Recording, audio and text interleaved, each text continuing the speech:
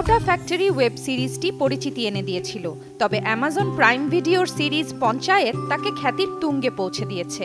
গত ২৮ মে মুক্তি পেয়েছে আলোচিত সিরিজটির তৃতীয় মৌসুম।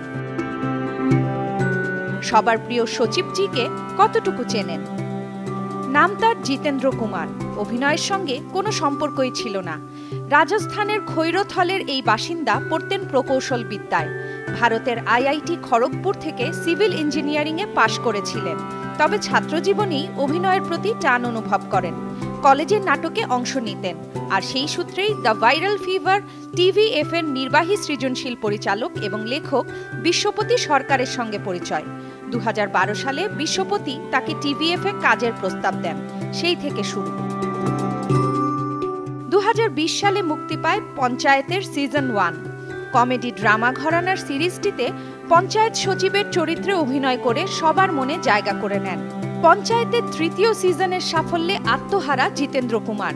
এক সাক্ষাৎকারে তিনি জানিয়েছেন, সিরিজটি তার ক্যারিয়ারের মোড় ঘুরিয়ে দিয়েছে।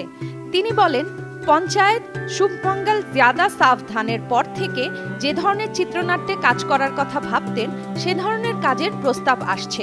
পছন্দমতো কাজ বেছে নেওয়ার স্বাধীনতা পাচ্ছেন।